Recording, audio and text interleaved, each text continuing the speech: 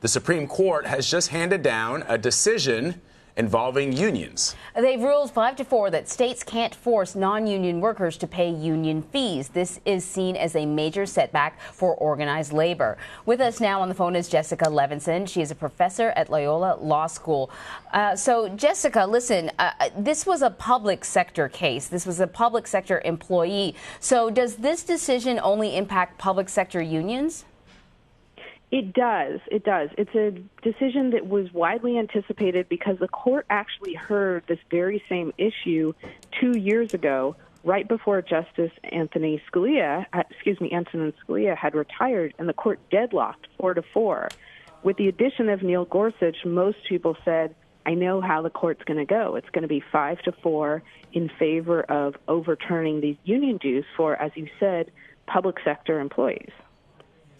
So this is a setback. I mean, the way the unions are going to look at this, Jessica, is as a setback. Am I right? This is an enormous setback because, as we all know, in politics, money is power, and unions are going to have less power as a result of this. So essentially, the argument was, if you decide not to be a member of the union as a public sector worker, then why should you have to pay the union any fees at all? And a man named Mark Janus sued. He said, this violates my First Amendment rights. For 41 years, we've understood that public sector unions can be required to pay so-called agency fees that cover collective bargaining, but not anything for political activity. So the court has divided those two types of fees. Today, the court said any type of fee will violate your First Amendment rights.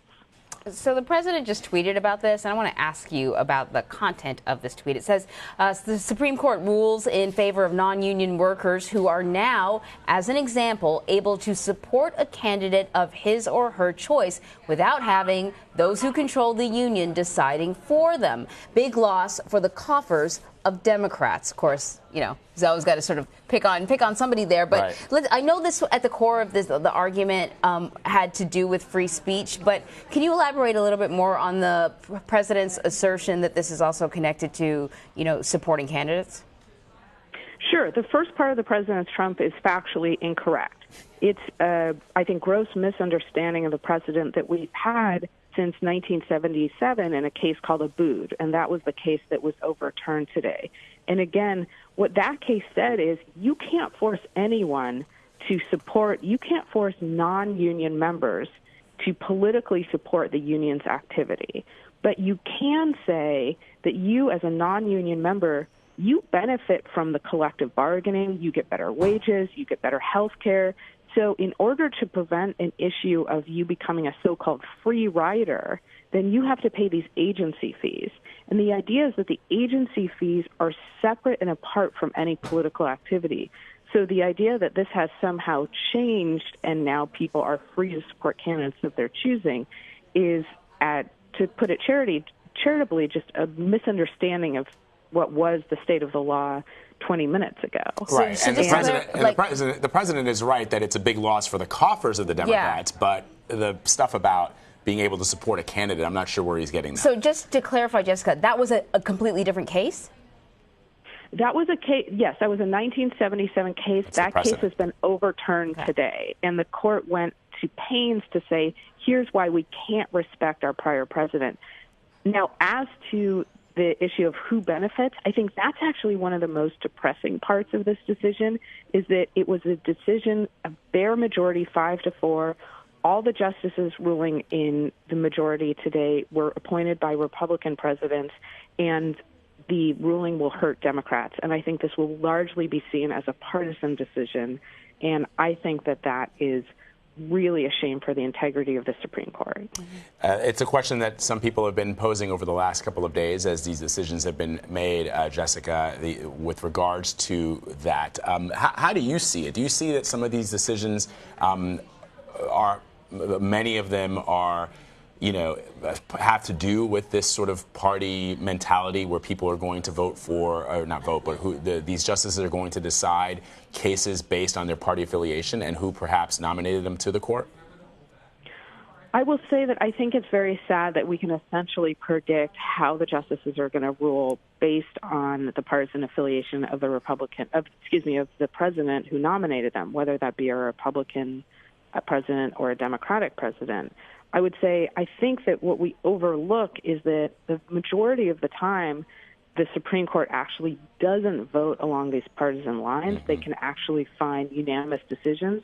But when it comes to the cases where you and I will get on the phone, unfortunately, a lot of the time you'll hear me say something like 5-4. And I just think it can't be stated enough that one of the most important things that happened in recent U.S. history is Senator Mitch McConnell deciding not to give President Obama's nominee for the Supreme Court, Merrick Garland, a hearing. And therefore, as a result, we have President Trump's nominee, Neil Gorsuch. Now, you may disagree with that. You may agree with that.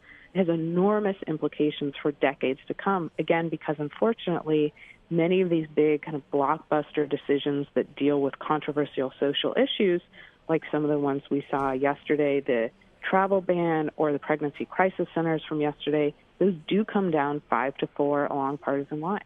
It's interesting to me because, throughout the last 40 or 50 years, the court has, as you say, Jessica, has delivered decisions that have sometimes surprised a lot of people, and there are so many that we can name. I'm specifically in my head, just because I don't have anything in front of me, but I was thinking about Muhammad Ali's case back in the 1970s when the justices, the Supreme Court, who were mostly conservatives, ruled in his favor. And I just wonder now, with Justice Kennedy potentially retiring, what that means. First of all, you don't have any more insight than we do, but this is the last day of court. Historically, is that when justices choose to retire? And what are you hearing from your lawyer friends as to what may happen in the next, either today or the next couple of months?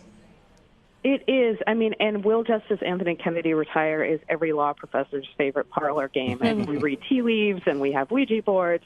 And I will say, it's not at all sure that it will be Justice Kennedy. There are other members of the court who have served for decades who may be predisposed to retire. But look, for people who think that elections don't matter or that they're just voting for the lesser of two evils, elections have enormous implications, because what we've seen recently is President Trump has been very successful and effective at filling the federal bench.